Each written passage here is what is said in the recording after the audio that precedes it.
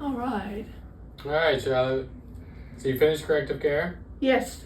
and you're in your nutrition program. Yes, I am. And how has life changed since you've been coming in?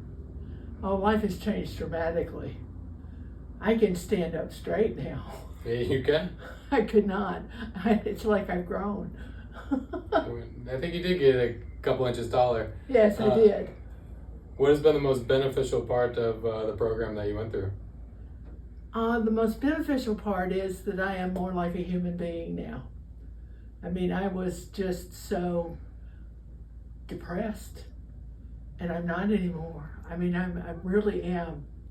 I am so thankful to this place and all the people in it for taking care of me and being here for me. No, I don't want to start crying, but this place has just made such a huge difference in my life and everything about it. They've listened to me and heard me and made changes in my life, and it's just been wonderful. And now the nutrition program is stepping up and just making more changes in my life.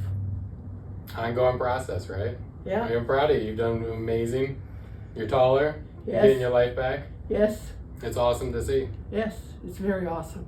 I recommend this for so many people. I've talked to people all over the place and tried to tell them, you need to go, you need to go.